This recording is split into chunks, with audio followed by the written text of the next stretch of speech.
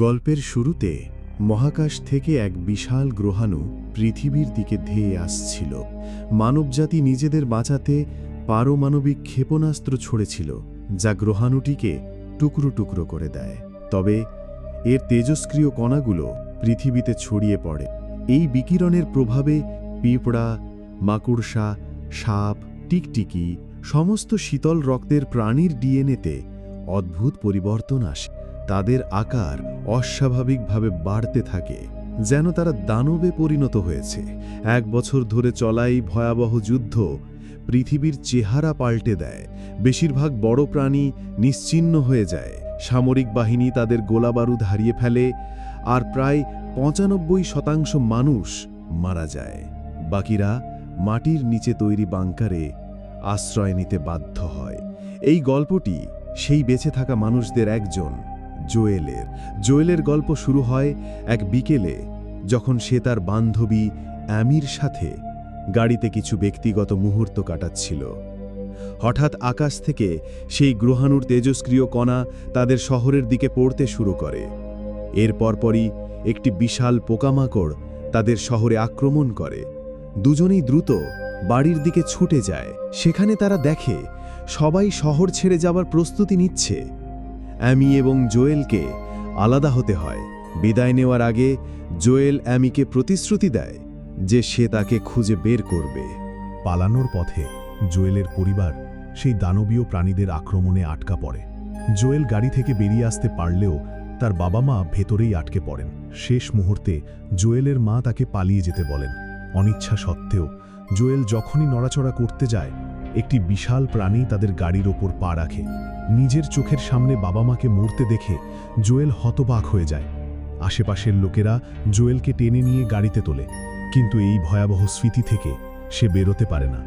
এই ঘটনার পর 7 বছর কেটে গেছে। জো এখন তার জীবন বাঁচানো সেই লোকদের সাথেই থাকে। এই বাংকারে জো ছাড়া সবাই নিজেদের সঙ্গীর সাথে থাকে। জো তখনও বাবা মায়ের মৃত্যুর শোক কাটিয়ে উঠতে পারেনি। তার উদ্বেগ এবং আতঙ্কের কারণে তাকে কখনো বাইরে পাঠানো হয়নি। দানবীয় প্রাণীদের দেখলেই সে জমে যেত, কিছুই করতে পারত না। জো বাংকারের ভেতরে সবার জন্য খাবার তৈরি করত এবং পরিষ্কার পরিচ্ছন্নতার কাজ করত। গত 7 বছর ধরে সে এভাবেই জীবনযাপন করছিল। একদিন তাদের বাংকারে একটি বিশাল পিঁপড়া ঢুকে পড়ল। গ্রুপের পুরো সদস্যরা এটিকে মারার জন্য প্রস্তুত হল। জো লড়াই অংশ নিতে চেয়েছিল, কিন্তু অন্যরা তাকে বাধা দিল। 4 জনের একটি দল পিঁপড়াটিকে মারতে গেল, আর বাকিরা একটি থার্মাল ক্যামেরায় তাদের লড়াই দেখছিল। হঠাৎ সেই বিশাল পিঁপড়াটি 4 জনের মধ্যে একজনকে ধরে ফেলল।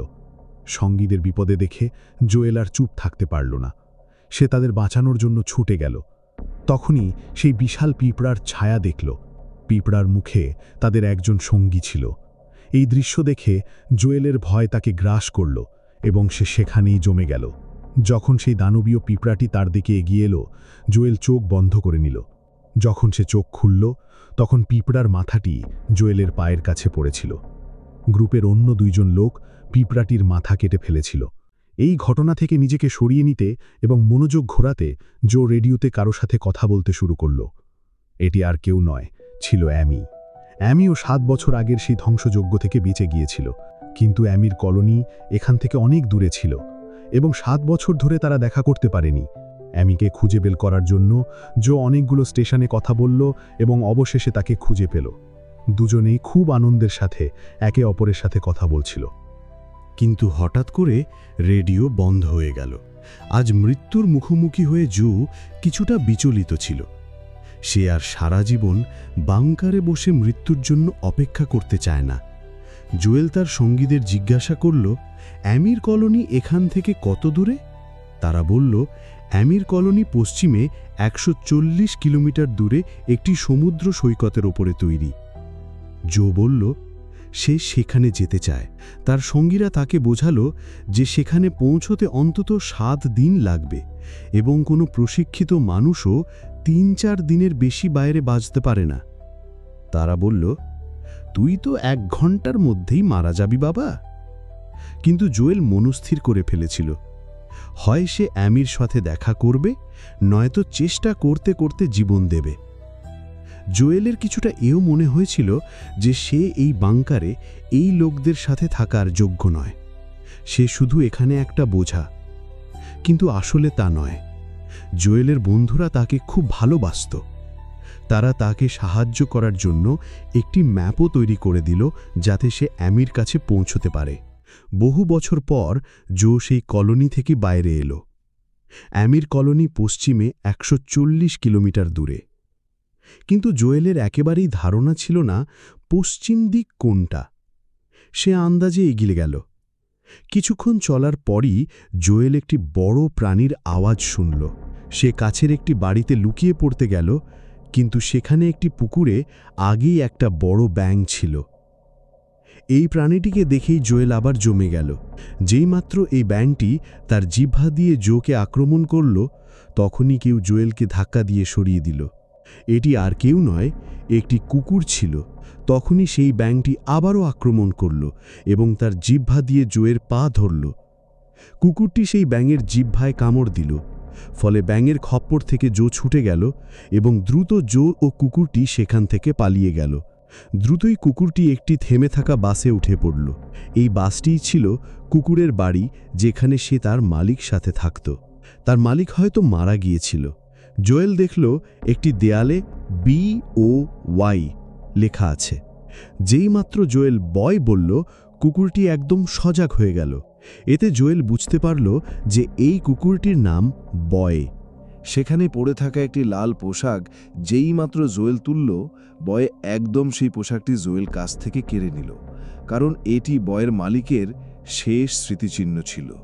জো সারা রাত ওই বাসে থাকল এবং সকাল হতেই সেখান থেকে বেরিয়ে পড়ল। যেইমাত্র জোয়েল যেতে শুরু করল, বয়ও সেই লাল পোশাক নিয়ে তার পিছু পিছু এলো, যেন সে তার সাথে চলতে চায়। এরপর জোয়েল সেই পোশাকটি নিয়ে তার ব্যাগে রেখে দিল এবং বয়কে তার সাথে নিয়ে চলতে শুরু করল। সম্পূর্ণরূপে ধ্বংস হয়ে যাওয়া এলাকাগুলো পেরিয়ে তারা দুজনেই ধীরে ধীরে তাদের গন্তব্যের দিকে এগিয়ে যেতে লাগল। তখনই পথে জোয়েল একটি গাছের ওপর কিছু ফল দেখতে পেল। তার খুব ক্ষুধে লেগেছিল, কিন্তু যেইমাত্র সেই ফলটি খেতে শুরু করল, বয় তার পা টানতে শুরু করল, যেন সে চায় না যে জো এটি খাক। জো বুঝতে পারল যে হয়তো এটি বিষাক্ত হবে। এগিয়ে যেতে যেতে জো তার ভ্রমণের অভিজ্ঞতা একটি বইয়ে লিখতে থাকল। হঠাৎ চলতে চলতে জোয়েল একটি বড় গর্তে পড়ে গেল। যেইমাত্র সে ওপরে ওঠার চেষ্টা করল, সে অনুভব করল যে সে এখানে একা নয়। মাটিতে বড় বড় হাড় পড়েছিল, অর্থাৎ সে এই জিনিসের প্রথম শিকার হবে না। হঠাৎ খুব দ্রুত রক্তচোষা পোকাগুলো তার ওপর আক্রমণ করে বসল, কিন্তু ঠিক সময়ে একজন অজানা লোক তাকে দড়ি দিয়ে ওপরে টেনে তুলল। এই লোকটির নাম ক্লাইড এবং তার সাথে থাকা এই ছোট মেয়েটি মিনো খুব বিপজ্জনক। সে গ্রেনেড দিয়ে সেই সমস্ত পোকাকে উড়িয়ে দিল। ক্লাইড জোকে বলল, তোমার এখানে একা ঘোরা উচিত নয়। এই শুনে জো বলল, আমি একা নই, একটি কুকুর আছে আমার সাথে এবং আমি আমার বান্ধবী অ্যামিকে খুঁজে বের করার জন্য তার কলোনিতে যাচ্ছি। ক্লাইড বলল যে সে উত্তর দিকে যাচ্ছে, যেখানে পাহাড় এবং বরফ আছে, কারণ সেখানে একটি বিশেষ কলোনি আছে এবং ঠান্ডার কারণে এই প্রাণীগুলো সেখানে আসে না। ক্লাইড বলল যে কিছুক্ষণ পর্যন্ত তাদের একসাথে যেতে হবে, তাই যদি জোয়েল চায় তো তাদের সাথে চলতে পারে। কিছুক্ষণ চলার পরে তারা একটি পাহাড়ে থামল। মিনো জোয়েলকে তীর চালানো শেখাচ্ছিল, কিন্তু জোয়েলের নিশানা খুব খারাপ ছিল। মিনো বলল তার বাবা তাদের কলোনির সেরা তীরন্দাজ ছিলেন, কিন্তু যখন এই বিপজ্জনক প্রাণীদের একটি দল তাদের কলোনিতে একসাথে আক্রমণ করল, তখন মিনোর বাবা সহ ক্লাইডের ছেলেও মারা গেল। তখন থেকে ক্লাইড এবং মিনো একসাথে একটি নিরাপদ কলোনির সন্ধানে আছে, যেখানে তারা আরামে জীবন কাটাতে পারবে। তখনই জঙ্গল থেকে ক্লাইড একটি প্রাণী তাদের দিকে আসতে দেখল। ক্লাইড জোকে বলল, এই প্রাণীটি এখন তোমার গন্ধ পেয়ে গেছে, তাই এখন এটি তোমার পিছু অনেক দিন ধরে করবে। দ্রুতই তারা সেখান থেকে বেরিয়ে গেল। আসলে মিনো এবং ক্লাইড অনেক দিন ধরে পৃথিবীতে টিকে আছে, তাই তারা এই প্রাণীগুলো সম্পর্কে অনেক কিছু জানে। এগিয়ে গিয়ে ক্লাইড একটি খুব বড় শামুক দেখল। ক্লাইড জুয়েলকে বলল, একদম নড়বে না, কিন্তু জো তো ভয় পেয়ে এমনিতেই জমে গিয়েছিল।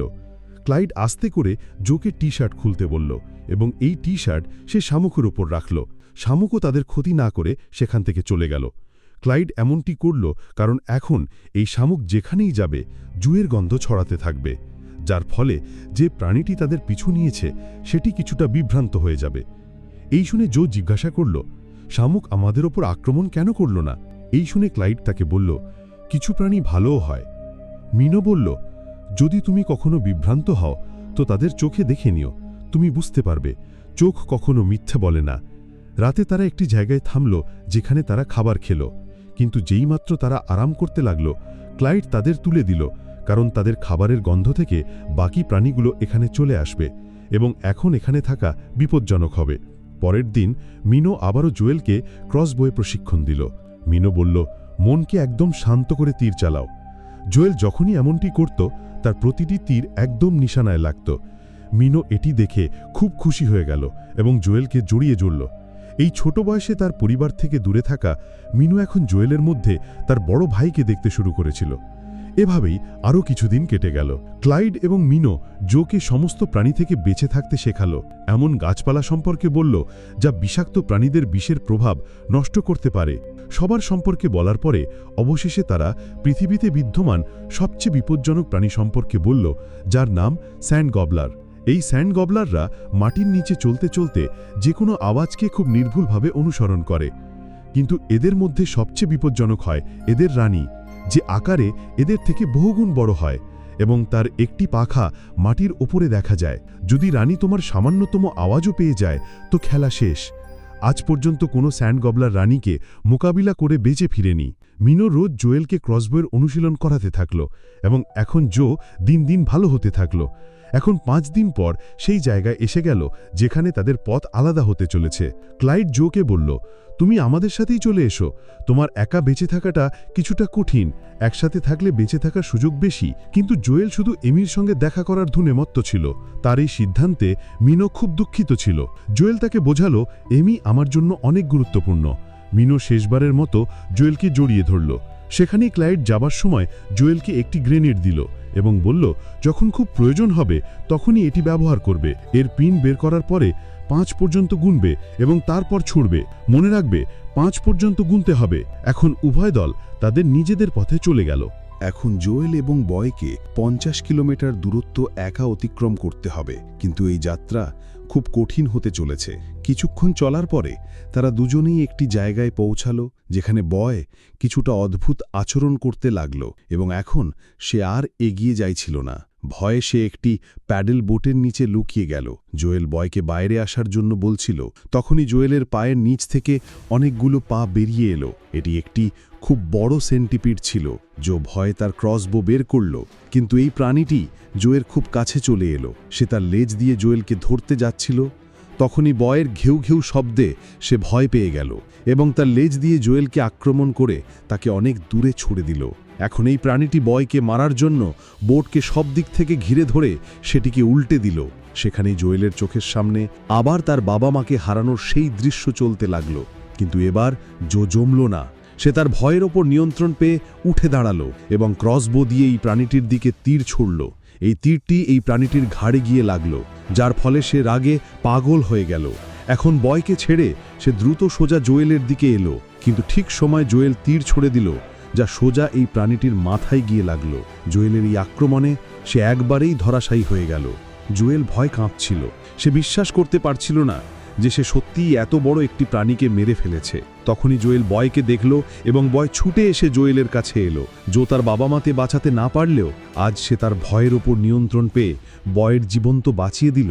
পরের দিন সকালে তারা দুজনেই একটি বড় গর্তের কাছে পৌঁছালো এবং বয় আবার অদ্ভুত আচরণ করতে লাগলো, পালাতে লাগলো। জোয়েল বুঝতে পারল যে কাছাকাছি কোনো বিপদ আছে। তখনই জোয়েল মাটির ভেতর থেকে একটি প্রাণীকে তার দিকে আসতে দেখল, যার একটি পাখা বাইরে আছে। অর্থাৎ এটি তো রানী, স্যান্ড গবলারদের রানী। জোয়েল বাঁচার জন্য একটি ছোট খেলনা দূরে ছুড়ে দিল, যাতে রানী তার আওয়াজ থেকে সেদিকে চলে যায়। এবং যেদিকে জোয়েল সেই খেলনাটি ছুঁড়েছিল, স্যান্ড গবলার কুইন সেখানে মাটি ফেটে বাইরে বেরিয়ে এলো। জো সময় নষ্ট না করে সেখান থেকে পালালো এবং রানী তার পিছু পিছু ছুটল। দৌড়াতে দৌড়াতে জোয়েল হঠাৎ নিচে পড়ে গেল এবং তার ব্যাগটি তার হাত থেকে ছুটে গেল। জোয়েল বয়ের পিছু পিছু একটি গাছের গুঁড়িতে লুকিয়ে গেল। জোয়েল বয়ের মুখ বন্ধ করে দিল যাতে কোনো আওয়াজ না হয়, এবং যখন কোনো আওয়াজ হলো না তখন রানী সেখান থেকে যেতে লাগলো। কিন্তু তখনই জোয়ের ব্যাগ থেকে বয়ের মালকিনের লাল পোশাক নদীতে পড়ে গেল। এটি দেখেই বয় তার প্রাণের পরোয়া না করে সেই পোশাকটি বাঁচানোর জন্য ছুটে গেল। জো তাকে থামানোর চেষ্টা করল, কিন্তু বয় থামল না। এখন কুইন আবার তাদের দিকে আসতে লাগল। বয়কে বাঁচানোর জন্য জো তার ব্যাগের দিকে ছুটে গেল এবং সেই গ্রেনেডটি বের করল। পিন বের করে জয়ী যেইমাত্র 5 পর্যন্ত গুনতে লাগল, গ্রেনেড তার হাত থেকে পিছলে গেল। যেইমাত্র জোয়েল গ্রেনেড তুলতে লাগল, কুইন সেখানে এসে গেল এবং জোয়েলকে আক্রমণ করল। কিন্তু জোয়েল সেই গ্রেনেডটি দ্রুত ঘাবড়ে গিয়ে কুইনের মুখে ফেলে দিল এবং নিজে নদীতে ঝাঁপিয়ে পড়ল। তার এই আক্রমণে কুইন ছিন্ন ভিন্ন হয়ে গেল। জো খুশিতে পাগল হয়ে গেল, কিন্তু সে বয়ের ওপর খুব রেগে ছিল। যেইমাত্র জোয়েল জল থেকে বাইরে এলো, সে দেখল যে জোকের মতো কিছু প্রাণী তার পুরো শরীরে লেগে আছে। ঘাবড়ে গিয়ে জোয়েল এই জোকগুলোকে একে একে তার শরীর থেকে সরাতে লাগল। সাথে সাথে সে এই পুরো ঘটনার জন্য বয়কে দায়ী করল। জো বয়কে বকা দিচ্ছিল যে এই বাজে পোশাকটির কারণে আমাদের দুজনের প্রাণ যেত। বয় এই কথায় রেগে গেল এবং জোয়েলকে একা ছেড়ে চলে গেল। দ্রুতই জোয়েল জোকের বিষে টলমল করতে লাগল। বিষের কারণে তার বিভ্রম হতে লাগল, জিনিসপত্র অস্পষ্ট দেখতে লাগল। এই নেশাগ্রস্ত অবস্থায় সে কিছুক্ষণ দূরে গিয়ে অজ্ঞান হয়ে গেল। তখনই তাকে সেই গাছটি দেখা গেল যা বিষ কাটতে পারে। জোয়েল দ্রুত সেই গাছটি খেয়ে নিল এবং নেশাগ্রস্ত অবস্থায় এগিয়ে যেতে লাগল। কিন্তু তার ভেতরে বেশি হাঁটার শক্তি ছিল না, তাই জোয়েল এক জায়গায় স্থির হয়ে বসে গেল। যার পরে হঠাৎ করে জোয়েল সেখানে অ্যামিকে দেখতে পেল। 7 বছর পর অ্যামিকে আবার দেখে জোয়েল তাকে দেখেই চুমু দিল এবং তারপর আবার অজ্ঞান হয়ে গেল। যখন জ্ঞান ফিরল, তখন সে দেখল যে জো এখন অ্যামির কলোনিতে আছে। অ্যামিকে সত্যিই নিজের সামনে দেখে জোয়েল খুব খুশি হল এবং অবাকও হল। অ্যামি তাকে বিশ্রাম নিতে বলল। জোয়েল বলল, এতক্ষণ পরে তোমাকে আবার চুমু খেয়ে আমার খুব ভালো লাগলো। কিন্তু অ্যামি বলল, তুমি আমাকে নয়, এই বুড়োকে চুমু দিয়েছিলে। এরপর অ্যামি বলল যে তাদের কলোনিতে কিছু লোক এসেছে, যাদের মধ্যে একজন জাহাজের ক্যাপ্টেন, এবং সে সব লোককে একটি নিরাপদ জায়গায় নিয়ে যেতে চায়। জোকে এই কথাগুলো কিছুটা অদ্ভুত লাগল, কিন্তু তখনই অ্যামি কোনো কাজ নিয়ে সেখান থেকে চলে গেল। যখন জোয়েল তার ঘর থেকে বাইরে এলো, তখন কলোনির সৌন্দর্য দেখে অবাক হয়ে গেল। সাথে সাথে বাইরে এসে সে একটি সৈকত দেখল। অ্যামির কলোনি আন্ডারগ্রাউন্ড হলেও পেছনে সমুদ্র থাকার কারণে তারা নিরাপদ, কারণ এই সমস্ত প্রাণী জল পছন্দ করে না। জোয়েলকে বাইরে দেখে অ্যামি তার সাথে কথা বলতে এলো। তখনই সেই ক্যাপ্টেন এবং তার কিছু সঙ্গীও সেখানে এসে গেল। অ্যামি ক্যাপ্টেনকে জোয়েলের পরিচয় করিয়ে দিল এবং বলল যে সে 7 দিনের যাত্রা করে এখানে পৌঁছেছে। ক্যাপ্টেন এই কথায় বেশ মুগ্ধ হল এবং বলল যে আগে সে আর্মিতে ছিল এবং এখন অবশিষ্ট লোকদের তার জাহাজ দিয়ে একটি বেশে নিয়ে যায়, যেখানে তারা এই বিপজ্জনক প্রাণীগুলো থেকে দূরে আরামে জীবন কাটাতে পারে। যখন জোয়েল এবং অ্যামিকে একা কথা বলার সময় পাওয়া গেল, তখন জোয়েল অ্যামিকে জিজ্ঞাসা করল, আমি এত দূরে শুধু তোমার সাথে দেখা করতে এসেছি, কিন্তু তুমি আমাকে দেখে ততটা খুশি কেন নও? অ্যামি বলল, এই বছরগুলোতে অনেক কিছু বদলে গেছে। সে তার বাবা মাকে হারিয়েছে এবং গত বছর সেই ব্যক্তিকেও, যাকে সে খুব ভালোবাসত। এটি শুনে জোয়েল দুনিয়া কেঁপে উঠল।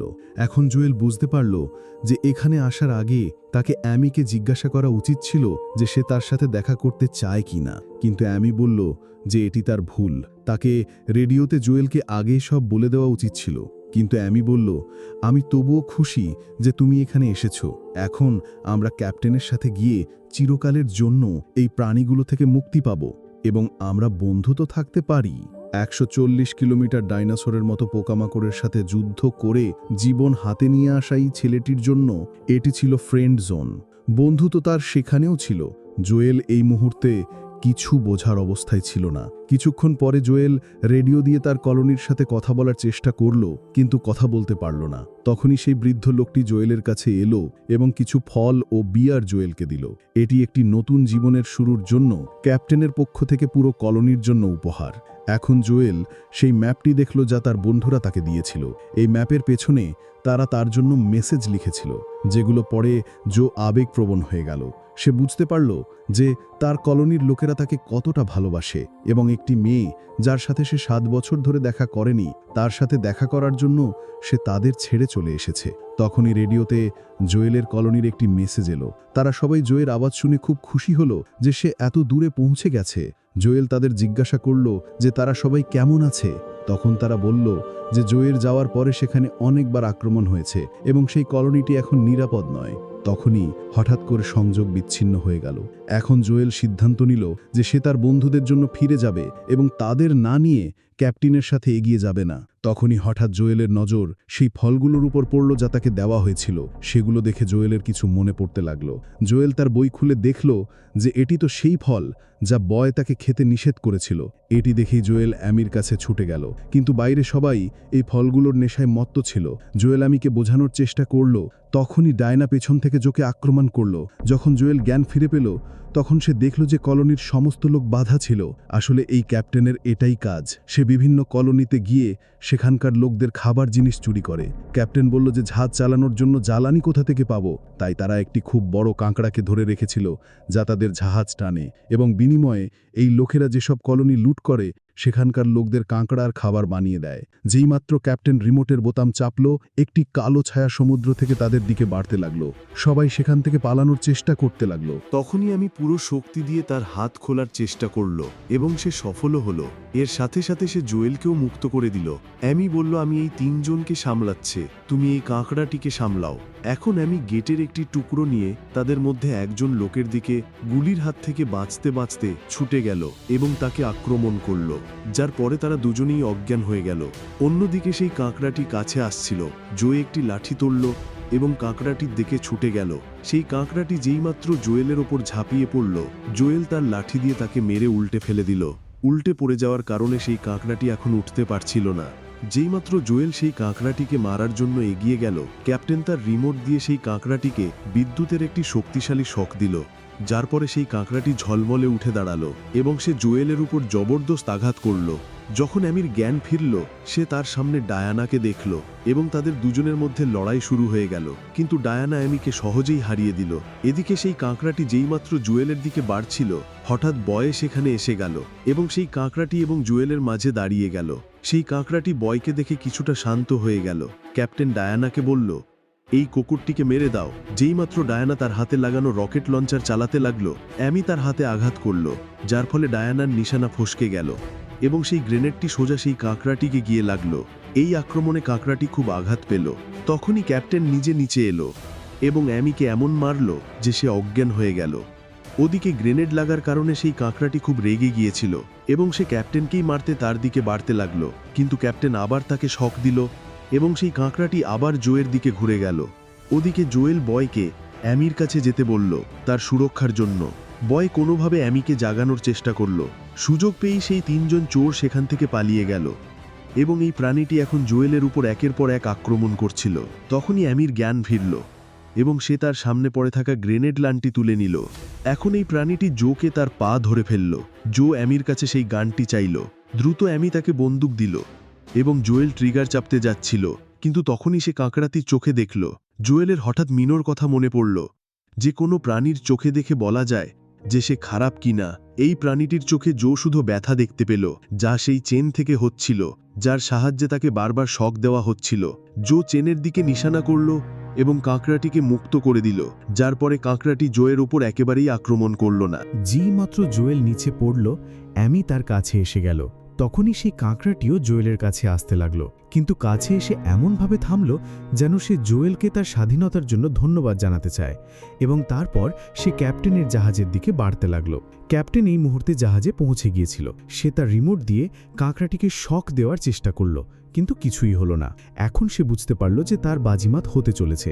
এরপরে সেই কাঁকড়াটি এক একে সেই তিনজনকে জীবিত গিলে ফেলল এবং সাথে সাথে তাদের জাহাজটিও ধ্বংস করে দিল।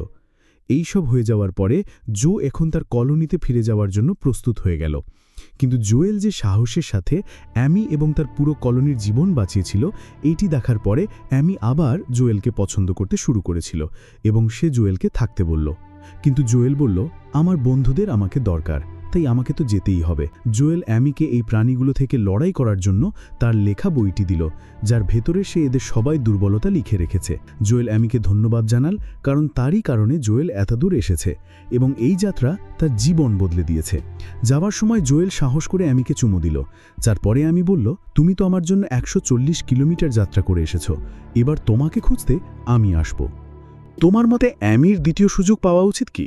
মন্তব্যে জানাতে ভুলো না। দেখা হচ্ছে পরের ভিডিওতে।